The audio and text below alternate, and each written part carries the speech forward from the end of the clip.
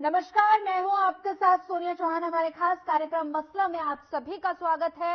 हरियाणा में लोकसभा चुनाव में अब महज 10 ही दिन का समय बचा है। लोकसभा चुनाव के लिए हर दल चुनावी मैदान में हुंकार भर रहा है। प्रदेश में मौसम की तरह सियासत भी गर्म है। वहीं 2024 के लिए सभी पार्टियों का चुनाव प्रचार तेज हो गया है। चुनावी रैली के साथ साथ सूबे की राजनीति में आरोप प्रत्यारोप का दौर भी जारी है। कांग्रेस और बीजेपी नेता एक दूसरे पर जमकर वार पलटवार कर रहे हैं। बेरुखी और नाराजगी के चलते पार्टियों से दल बदलने का दौर लगातार जारी है। और वहीं हिसार में सीएम नायब सैनी समेत नेता रणजीत पनिहार द्वारा आयोजित कार्यक्रम में पहुंचे और इस दौरान पूर्व सांसद कुलदीप बिश्नोई समेत तमाम नेतागण भी मौजूद रहे। और साथ ही हरियाणा में बीजेपी सरकार के अल्पमत के होने के मामले में संसदीय कार्य मंत्री कंवरपाल गुर्जर का बयान सामने आया। उन्होंने कहा कि अभी तक समर्थन वापस लेने वाले विधायकों का पत्र स्वीकार नहीं हुआ और वहीं उनकी व्यक्तिगत उपस्थिति ही मान्य होने की संभावना है। लेकिन अगर सरकार के खिलाफ विधानसभा में अविश्वास प्रस्ताव आता है तो सरकार बहुमत साबित कर देगी। और बता दें कि आरोप प्रत्यारोप का दौर लगातार जारी है और ऐसे में सवाल ये उठता है कि दल बदल की राजनीति से क्या चुनावी समीकरण बदलेंगे।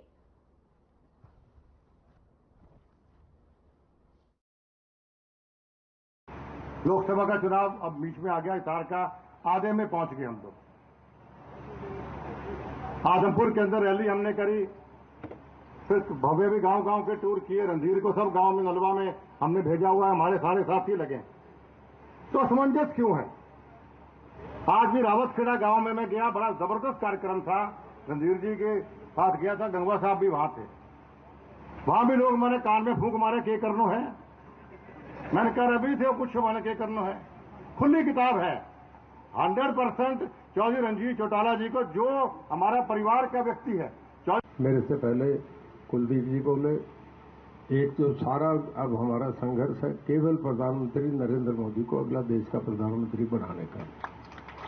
हम जितने आदमी आए एक विश्वास करके जाए कि 98% पोल करेंगे। जिस घर का जो आदमी है उसके 6 वोट है, 5 वोट है, अपना पूरा वोट बोलता है, 100% पोल होगा। इससे बड़ा कोई कर्म और धर्म नहीं होगा। मैं आप सबका स्वागत करता हूं। दोबारा फिर मैं जो रणदीप सिंह को धन्यवाद देता हूं कि भाईचारा इनका जो कुलदीप से देखा, ऐसा शायद भाई कोई सुदामा और कृष्ण का तो था, ऐसी जोड़ी मैं तो नहीं देखी। नहीं देखिए, अभी जो उन्होंने ये पत्र लिखा उसको अभी तक स्वीकार नहीं किया। शायद उसमें ये होगा कि वो पर्सनल जाके वहां सामने उपस्थित होंगे, तब वो कहेंगे, तब उसको माना जाएगा। तो अभी तक स्वीकार वो नहीं हुआ। लेकिन मैं समझता हूं कि अगर वो अपना समर्थन वापस लेते हैं तो सरकार को कोई खतरा नहीं है। सरकार के पास इस प्रकार की व्यवस्थाएं हैं। देखिए, सारा आधार तो पहले बताया नहीं जाता ना जी, लेकिन हम ये आपके सामने ये बिल्कुल जिम्मेदारी के साथ कह रहे हैं कि अगर फ्लोर टेस्ट की बात आएगी तो निश्चित तौर से सरकार उसमें अपना समर्थन। मुख्यमंत्री जी मनोहर लाल जी ने संकेत भी दिया है कि सरकार तैयार है। आज कैबिनेट मीटिंग भी हुई है। हाँ, मैं भी उसी बात पे कह रहा कि वो जिस प्रकार से माननीय मुख्यमंत्री जी ने, पूर्व मुख्यमंत्री जी ने कहा, अगर राज्यपाल जी की तरफ से इस प्रकार का कोई आदेश आता है तो निश्चित तौर से बहुमत सिद्ध कर देंगे। नहीं देखिए, मैंने आपसे कहा कि चाहे वो तो व्यवस्था उस टाइम बताएंगे। अभी आपको ये कुछ नहीं बताएंगे कहां से आएंगे कहां से नहीं आएंगे, लेकिन हम आपको कह रहे हैं कि निश्चित तौर से हम बहुमत सिद्ध कर देंगे। जो एमएलए होंगे उनमें बहुमत सिद्ध कर देंगे। सरकार फ्लोर टेस्ट के लिए खुद नहीं एक कदम आगे नहीं देखिए फ्लोर टेस्ट देखिए आमतौर पर रूटीन में यही होता है कि 6 महीने तक कोई भी इस प्रकार का दोबारा अविश्वास प्रस्ताव आता नहीं है। लेकिन अगर आता है, मान लीजिए गवर्नर साहब इस प्रकार का कोई आदेश देते हैं तो हम उस पर राज्यपाल कहेंगे तो हाँ निश्चित। हाँ नहीं वैसे अन्यथा क्या है, नहीं हाँ वो एक तरीका है, वो गवर्नर साहब। अपोजिशन लगातार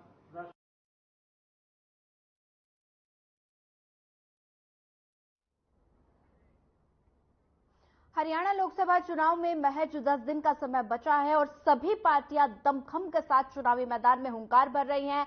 वहीं सभी पार्टियां का वार पलटवार का सिलसिला लगातार जारी है। लगातार दल बदल की राजनीति जो है वो देखने को मिल रही है।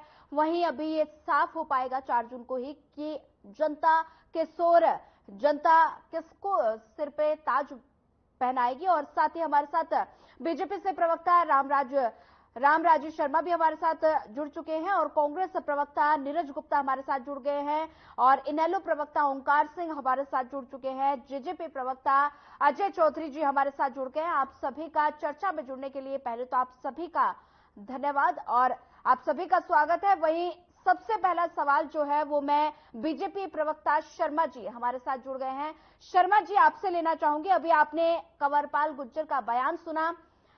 चुनाव से पहले निर्दलियों का कांग्रेस को समर्थन देने की निर्दलियों ने घोषणा कर दी है और ऐसे में कंवरपाल गुर्जर किस आधार पर कह सकते हैं कि सरकार बहुमत साबित करेगी? देखो, कंवरपाल गुर्जर जी हमारे वरिष्ठ मंत्री हैं जी, वो स्पीकर भी रह चुके हैं। उन्होंने जो कहा वो सही कहा है जी। और मैं आपको एक संवैधानिक प्रक्रिया के बारे में भी बता दूं। जब विधायक दल का नेता चुना जाता है कोई भी व्यक्ति और उसके बाद में वो सीएम की ओथ लेता है, उसके बाद में सदन में अपना बहुमत साबित कर देता है, तो संवैधानिक प्रक्रिया के तहत 6 महीने तक उसके खिलाफ अविश्वास प्रस्ताव नहीं लाया जा सकता। अब ये विपक्ष वाले भाई फ्लोर टेस्ट की बात करें, फ्लोर टेस्ट की बात कर रहे हैं। पहले ये माननीय राज्यपाल महामहिम महोदय के सामने अपने विधायकों को उनके सामने अपीयर करें, उनके समक्ष पेश कर रहे हैं, वहां पे वो एफिडेविट दें अपने अपने भाई इतने विधायक हमारे साथ हैं, इनका समर्थन हमारे साथ है, वो उनके समक्ष अपीयर होकर वो उनको सामने बताएं कि ये हैं। वो तो इनके कंट्रोल में है नहीं।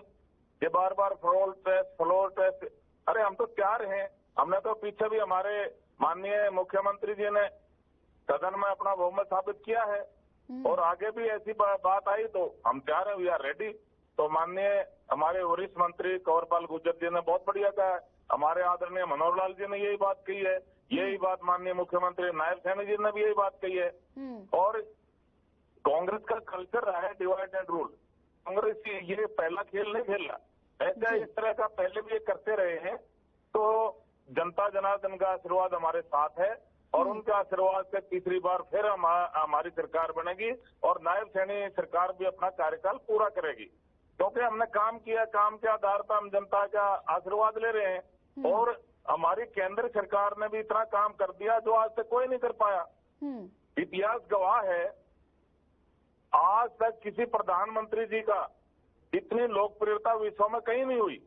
ये सबसे लोकप्रिय और सबसे ताकतवर प्रधानमंत्री हैं। इन्होंने साबित कर दिया मोदी है तो मुमकिन है, क्योंकि विदेश में जब भी कोई हमारे प्रधानमंत्री जी जाते थे कोई पूछता तक नहीं था, वो चाय बिस्कुट रख देते थे, भाई सिंह साहब चाय पीजिए। ये जब ये जाते हैं जैसे कोई भगवान उतर के आ रहा है धरती पर, जैसे देवता का सम्मान हो रहा हो। कहीं अमेरिका का राष्ट्रपति है, कहीं रशिया का राष्ट्रपति है, कहीं कहीं वो ब्रिटेन का प्रधानमंत्री है, कहीं जर्मन का चांसलर है, कहीं जापान का प्रधानमंत्री है। ऐतिहासिक स्वागत होता है क्योंकि इन्होंने सिद्ध किया है। G20 का सफल आयोजन हुआ था, उसमें आपने देख लिया कितना भव्य आयोजन हुआ है। और जो मुमकिन, जो इम्पॉसिबल था उसको पॉसिबल माननीय प्रधानमंत्री जी ने और माननीय गृह मंत्री जी ने किया। धारा 370 और 35 से कभी हमने सपने में भी नहीं सोचा था कि धारा 370 और 35 से टूट जाएगी। एक भव्य ऐतिहासिक राम मंदिर का निर्माण होगा, 5 लाख तक का इलाज फ्री होगा। पहले हम ग्रामीण अंचल के लोग हैं, हमारा कोई बीमार हो जाता परिवार का सदस्य, हम रुपए ब्याज पे लाते थे, वो ब्याज हमारी कट तोड़ देता था, वो पूरे नहीं होते थे। आर्थिक दृष्टि से हम इतने मजबूत हो गए हैं, बहुत जल्दी हम विश्व गुरु बनने जा रहे हैं।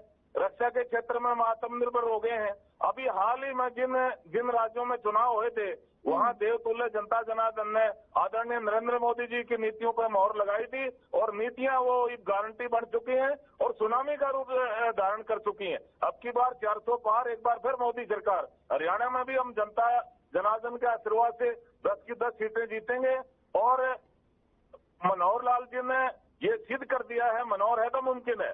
पहले हमारे हरियाणा में जो भर्तियां होती थी, सरकारी भर्तियां, वो जातिवाद, परिवारवाद, क्षेत्रवाद, भाई भतीजावाद के आधार पर होती थी। इन्होंने इतिहास बदला और मेरिट के आधार पर इन्होंने नौकरियां दी। आज गरीब का बच्चा, किसान का बच्चा, मजदूर का बच्चा, जिनकी 3 पेटी खाली चली गई थी, कोई चपड़ासी नहीं लगा था, आज क्लास 1 अफसर लग रहा है। मैं समझता हूँ अपना अपना गौरव की बात है। और हमारे मुख्यमंत्री जी नायब सैनी जी मनोहर नीतियों को और मोदी जी की नीतियों को जन जन तक पहुंचा रहे हैं और उनका भव्य और ऐतिहासिक स्वागत हो रहा है। जन सलाह उनके स्वागत में उमड़ रहा है। युवा शक्ति उनका भारी स्वागत कर रही है। 36 बरादरी उनका स्वागत कर रही है और मैं समझता हूँ ये अपने आप में ऐतिहासिक घटना है। और कांग्रेस ने आज तक ओबीसी का ये खाली नौटंकी करते हैं। ओबीसी के मत क्या है? कांग्रेस ने ओबीसी समाज से क्यों नहीं सीएम बनाया? आज पहली बार हरियाणा में ओबीसी समाज से माननीय लगभग 56 साल में माननीय नायब सैनी जी मुख्यमंत्री बने हैं। 36 बरादरी में बहुत भारी उत्साह है और हर जगह जागृति आई है समाज में। क्योंकि पहले तो कांग्रेस का तो आपने पता है 7 साल तक कांग्रेस को ढोया। कांग्रेस ने क्या किया? जनसंख्या नियंत्रण क्यों नहीं किया? जब चाइना ने अपनी आबादी घटा दी तो भारत ने क्यों नहीं घटाई? हर देश ने अपनी आबादी घटा दी। अब ये बेरोजगारी का राग अल्प आ रही, बेरोजगारी बढ़ गई। अरे बेरोजगारी का मूल कारण बताइए, बेरोजगारी क्यों बढ़ी? आपने जनसंख्या क्यों बढ़ने दी भाई? ठीक है, समुदाय की ठीक है शर्मा जी, ठीक है, हमारी घटा दी। ठीक है। पहले सबसे एक सवाल शर्मा जी, आपके पास वापस लौटूंगी, आपको पूरा समय दिया जाएगा। हमारे साथ लगातार नीरज गुप्ता जी बने हुए हैं। गुप्ता जी, अब तो निर्दलीय विधायक भी आपके समर्थन में हैं और ऐसे में लोकसभा चुनाव और हरियाणा में तख्ता पलटने को लेकर कांग्रेस की क्या रणनीति है? सुनिए, मेरे बड़े भाई मेरे जो शर्मा जी है ना, जो बीजेपी प्रवक्ता हैं जी, इनकी डिबेट रटी रटाई है। हर डिबेट में मेरे आमने सामने होते हैं, इनके वही बहुत डिबेट है, वही लिख के लाते हैं, वही बोलते हैं कि भाई सुनो अभी बीच में मत बोलो, नहीं बीच में बोलो, नहीं बीच में शर्मा जी आपको पूरा समय दिया जाएगा। शर्मा जी पहले सबसे एक सवाल। बदतमीजी कर रहे हैं, यही बदतमीजी है इनकी, ये फिर बदतमीजी कर रही है। देखिए मैडम, मेरी ठीक है बदतमीजी कर गुप्ता रहे जी, आप अपनी बात पूरी कीजिए। नहीं, ये बोल रहे हैं मैडम बीच में, मैं इनके बीच में नहीं बोल रही, ये बदतमीजी है इनकी बेचा। देखो ये अब देखिए शर्मा जी, आपको समय दिया जाएगा। अभी सबसे एक सवाल लेना है। आप इनका ऑडियो बंद कर दीजिए, आप इनका ऑडियो बंद कर दीजिए। अपनी बात ये हमेशा ऐसे करते हैं। आप देखिए ये कितना झूठ बोलते हैं। शर्मा जी की उम्र कितनी है मुझे पता नहीं। ये कहते हैं जब कांग्रेस के प्राइम मिनिस्टर जाते थे चाय बिस्कुट रखते हैं। भाई साहब, आपके मोदी जी नहीं आपके मोदी जी जाते हैं तो मुझे काजू की फोटो दिखा दीजिए, चाय बिस्कुट की फोटो दिखा दीजिए। काय को झूठ बोलते हैं? अरे चाय बिस्कुट बोलते हैं आप, तो अभी तो बोल रहे हो। अरे काजू बादाम तो दिखा दो भाई। सर मेरा सवाल क्या है सर? ये फिर भी बोल रहे हैं। गुप्ता जी, नहीं चाय बिस्कुट बोला आपने, चाय बिस्कुट बोला, चाय बिस्कुट में झूठ बोलते हो। अरे झूठ तो आपका बोलना डीएनए में है महाराज। आप झूठों की पार्टी हो, झूठों की पार्टी हो, झूठों की पार्टी हो डीएनए में। देखिए मैडम कितना बोल रहे हैं, फिर ये ऐसे डिबेट हो पाएगी बताइए? अभी ये पीछे बोल रहे हैं, ये बदतमीजी कर रहे हैं मैडम, इनका यही व्यवहार है। आप इनको डिबेट में क्यों बुलाते हैं? ये हमेशा ऐसे ही करना, खुद बहुमत साबित कर दे, हमारी क्यों चिंता कर रहे हैं? अगर आप पे आप खुद कर दो बहुमत साबित, आप तो कर दो ना, आप दोबारा कर दो ना, आप दोबारा कर दो, आप करो ना। अरे आप क्यों नहीं करते? आप क्यों नहीं करते? आपके पल्ले कुछ नहीं, आपका सब साथ छोड़ चुके हैं। आप जाने वाली सरकार है, देखिए इस पार्टी ने बहुमत साबित किया था। किसने कहा आपको बहुमत साबित नहीं किया? आप इनके बीच में बोलूंगा, मैं भी आपके बीच में बोलूंगा, बोलने नहीं दूंगा अगले। मेरी बात गुप्ता सुन जी लीजिए, आप अपनी बात पूरी कीजिए।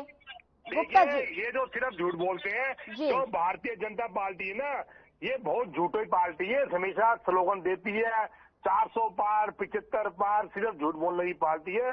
झूठ के अलावा कुछ नहीं बोलते। हरियाणा में कोई ऐसा कर्मचारी वर्ग नहीं है जो इन्होंने पीटा ना हो, चाहे डॉक्टर हो, चाहे आंगनबाड़ी हो, नगर निगम घोटाला फरीदाबाद का, उसमें कुछ नहीं बोलेंगे। आप अपनी चर्चा करेंगे। देखो इनकी हर डिबेट में 370 राम मंदिर, अरे 370 राम मंदिर, और ना विकास से बात करेंगे, ना बेरोजगारी बात करेंगे, ना किसी बात करेंगे, ये बात नहीं करते। ठीक है गुप्ता जी, वापस लौटूंगी आपके पास। ठीक है गुप्ता जी, रुक कर लेती हूँ। हमारे साथ जेजेपी प्रवक्ता अजय चौधरी भी हमारे साथ लगातार बने हुए हैं। चौधरी जी, आप सत्ता से अलग हो गए और लेकिन बीजेपी तो निर्दलीय के विधायकों के समर्थन ना होने के बावजूद भी सत्ता में बनी हुई है, लेकिन बीजेपी की इस राजनीति पर आप क्या कहेंगे? सोनिया जी जी मैं ही नहीं, अब आप इनको अगर इस तरह की डिबेट करेंगे तो अच्छा नहीं लगेगा जी। इन्होंने अपनी बात रखी, अगर आप इनका स्पीकर बंद करें तो मैं बोलूं, नहीं तो मैं नहीं बोलना चाहता। जी बोलिए। मैडम मैं क्लियरली एक बात मैं कहूंगा, जो भारतीय जनता पार्टी के प्रवक्ता हैं वो भी एडवोकेट हैं और कॉन्स्टिट्यूशन का सेक्शन 75 है आर्टिकल, वो बड़ा क्लियर कट एक बात कहता है कि ये दो चीजों में डिफेंस नहीं समझ पा रहे। एक अविश्वास प्रस्ताव होता है और एक विश्वास मत होता है जी। 13 मार्च को विधानसभा में जो लाया गया वो नायाब सिंह सरकार के द्वारा विश्वास मत लाया गया था, और विश्वास मत हमेशा सत्ता में बैठे हुए लोग लेकर के आते थे।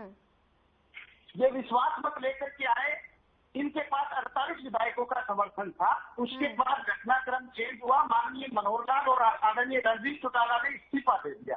48 में से 2 विधायक निकाल के दीजिए, इनके पास विधायकों की संख्या बचती है 46। उनमें से 3 निर्दलीय विधायकों ने अपना समर्थन वापस ले लिया। इनके पास विधायकों की संख्या है 43 88 की विधानसभा में बहुमत साबित करने के लिए 45 विधायक होने चाहिए, जो कि इनके पास नहीं है। तो निश्चित रूप से सरकार अलग में। अब ये टेक्निकल ग्राउंड का बार कि एक बार अविश्वास प्रस्ताव आने के बाद में दोबारा 6 महीने के अंदर अविश्वास प्रस्ताव नहीं आ सकता, निश्चित रूप से नहीं आ सकता। लेकिन यहां पर मैं एक बात क्लियर कर लूं, 13 मार्च को अविश्वास प्रस्ताव नहीं आया, वो सरकार के द्वारा विश्वास मत लाया गया था। लिहाजा अविश्वास प्रस्ताव अगर माननीय महामहिम फ्लोर टेस्ट की इजाजत दे तो अविश्वास प्रस्ताव लाया जा सकता है। जो अविश्वास प्रस्ताव पहले लाया गया था वो फरवरी में मनोहर लाल सरकार के खिलाफ लाया गया था। अब सरकार में नायाब सिंह सैनी है, तो कानूनन दृष्टि से ये बड़ा क्रिस्टल क्लियर है कि अविश्वास प्रस्ताव लाया जा सकता है सरकार अलग मत में। ये तो कानूनी पहलू है। दूसरा, जिस तरह के मैं रामनाथ जी को अभी सुन रहा था, वो ही बातें थर थर कांपने लगा है पाकिस्तान, चाइना घबराई हुई है, थर थर पाकिस्तान कांपने लगा। तो हमने तो आपके टीवी के माध्यम से नेशनल टीवी पर कहीं नहीं देखा कि पाकिस्तान में जलजला आकर लोग दब करके कहीं मर गए। क्यों झूठी बातें फैला रहे हो? हिंदुस्तान का इलेक्शन, आप हिंदुस्तान की बात क्यों नहीं करते? आप हिंदुस्तान में बेरोजगारी की दर 8% है, आप चर्चा नहीं करते। माननीय प्रधानमंत्री मीडिया से मुखातिब होते हुए कहते हैं कि हमने 80 करोड़ 35 लाख लोगों को मुफ्त में अनाज दिया।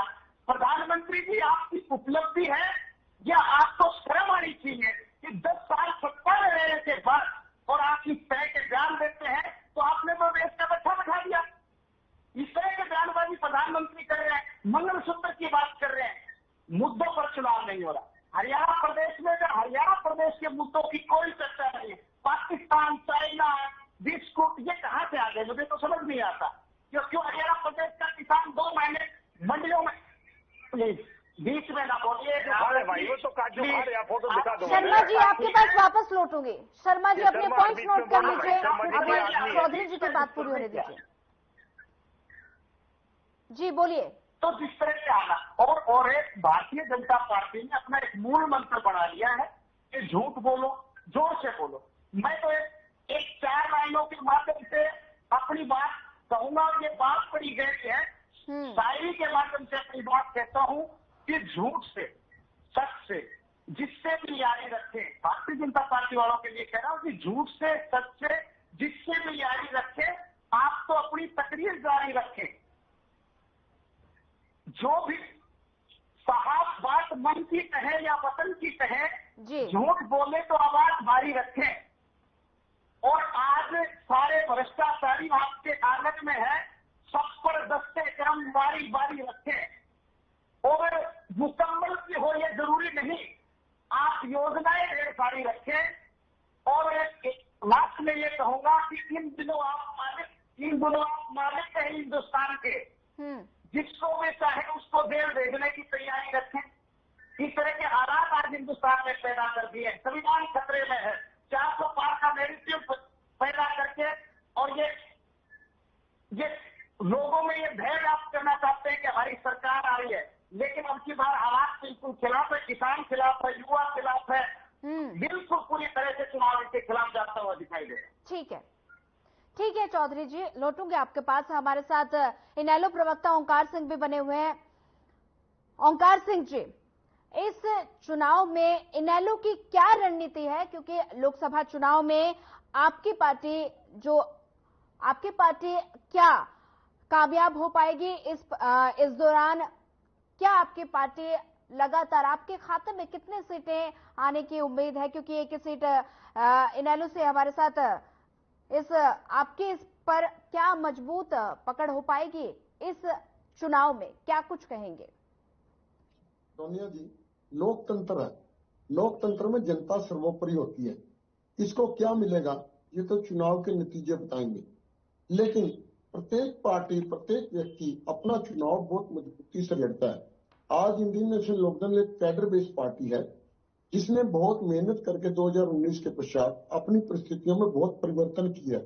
ठीक है, आज हम पूरी तरह से मजबूत है और हर सीट पर हमारा कैंडिडेट खड़ा है। अब इनमें से कितनी सीट आएंगी कितनी नहीं आएंगी ये तो जनता से बताएगी, लेकिन आज हमें विश्वास है कि हम तकरीबन 4 सीट पर जीत हासिल करेंगे और बाकी की सीट पर भी मजबूती से लड़ेंगे। और दूसरी बात एक मैं और कहना चाहूंगा, आज बात हो रही है सरकार की, ये बात तो निश्चित है कि मौजूदा सरकार अल्पमत में है। मेरे भाई अजय चौधरी ने बिल्कुल सही तरीके से, बहुत बढ़िया तरीके से समझा दिया कि 88 सदस्यों की विधानसभा है, 45 सदस्यों की जरूरत है, 40 बीजेपी के पास है और 3 इनके पास आजाद है। इनके पास टोटल 43 सदस्य हैं। और आप ये देखिए, ये कहते हैं हमारे पास बहुमत है, तो मैं पूछना चाहूंगा कौन से 2 सदस्य, किस पार्टी के सदस्य आप खरीदोगे, कितनों में खरीदोगे? क्योंकि ये खरीदने में तो, खरीद फरोख्त करने में तो माहिर ही रहेंगे। और दूसरी बात, आज मेरे भाई रामराज जी हरेक किसी के बीच में बोलते हैं, ये गंदी परंपरा है। अपनी टर्म पे बोले ताकि जनता को भी पता लगे कौन क्या बोलता है। इनके पास हिंदू मुसलमान मंदिर मस्जिद हिंदुस्तान पाकिस्तान के अलावा कुछ नहीं है। और अब एक नई टर्म जोड़ते हैं, विश्व गुरु। आप ये देखिए, 130 करोड़ की जनसंख्या में 82.5 करोड़ जनसंख्या को 5 किलो अनाज की गारंटी दे रहे हैं मोदी जी। किस चीज की गारंटी दे रहे हैं? 5 किलो अनाज की। अब 82.5 करोड़ गरीब है और विश्व गुरु बनने के सपने देख रहे हैं। देखिए, राफेल फ्रांस से लेके आते हैं और कहते हैं हम रक्षा क्षेत्र में आत्मनिर्भर बन रहे हैं। कितनी अजीब बात है। और दूसरी बात, बुलेट ट्रेन जापान से लेके आते हैं और चीन से अपना बुत बनाते हैं पटेल जी का, फिर ये कहते हैं हम आत्मनिर्भर बन रहे हैं। इनकी सोच पर कई बार तो हमारे को शर्म आती है, तरस भी आता है इनके ऊपर कि कैसी बुद्धि के लोग हैं। क्या इतना इनके अंदर गोबर भर गया, कुछ समझने की शक्ति नहीं है इनमें? आज ऐसा क्या हुआ कि मोदी जी को गारंटी देनी पड़गी? आज तक सोनिया जी किसी भी चुनाव में किसी भी प्रधानमंत्री ने गारंटी नहीं दी। और गारंटी भी किस चीज की दे रहे? 5 किलो अनाज की। अगर आपने गारंटी देनी है तो गारंटी दीजिए हमारे को रोजगार की, गारंटी दीजिए कालाधन वापस लाने की, गारंटी दीजिए इलेक्टोरल बॉन्ड स्पष्टकरण की। जब ये कहीं इनको कुछ नहीं नजर आता तो 370 और राम मंदिर को ऊपर आ जाते हैं, 3 तलाक के ऊपर आ जाते हैं। इनसे मैं पूछना चाहता हूं, क्या इन चीजों से बेरोजगारी खत्म हो जाएगी? क्या इन चीजों से पेट भर जाएगा? राम राजी जी का तो पेट भरता होगा मेरे को लगता है, क्योंकि इनके पास तो ऊपर की मलाई आ रही होगी, सत्ता में बैठे हैं। लेकिन आज जनता परेशान है, दुखी है, हताश है। आज चाहे हरियाणा की बात कर ले, चाहे हम बाहर की बात कर ले, सब जगह जनता बदलाव चाहती है। और आप देखना, इस जो 400 पार का नारा इन्होंने दिया था, 4 जून को जब रिजल्ट आएंगे, इनके 400 पार के नारे के गुब्बारे की हवा तो निकल चुकी है, लेकिन ये कहीं के भी नहीं रहेंगे। जो 400 पार का नारा है 200 से नीचे रह जाएगा। एक बात मैं कहना चाहूंगा, इन्होंने विधानसभा में 75 पार का नारा दिया था, ठीक है, और 75 पार कहने वाले 40 पे आके रुक गए थे। यही हाल इनकी 400 पार के नारे की होने वाली है। आप देखना, इस बार जनता साइलेंट वोटर है। साइलेंट वोटर किस तरफ जाता है ये जनता का रूप बताएगा। लेकिन जो साइलेंट वोटर का रुख है उससे एक बात स्पष्ट है, ये जो लहर है ये एंटी मोदी है। और मैं अपने भाई से एक चीज पूछना चाहता हूँ, सरकार मोदी की है या बीजेपी की है? जब भी ये बात करते हैं मोदी सरकार, क्या हमारे मुखिया है? ठीक है ओंकार जी, अभी फिलहाल एक छोटे से ब्रेक का वक्त हो चुका है। वहीं बता दें कि लगातार बेरुखी और नाराजगी के चलते दल बदल का दौर जारी है और सभी पार्टियां आपस में वार पलटवार कर रही हैं, लेकिन सभी पार्टियां रणनीति के साथ, लगातार प्लानिंग के साथ आगे बढ़ रही हैं। फिलहाल अभी चर्चा में आगे बढ़ेंगे, लेकिन फिलहाल वक्त तो चला एक छोटे से ब्रेक का। ब्रेक के बाद जल्द हाजिर होंगे।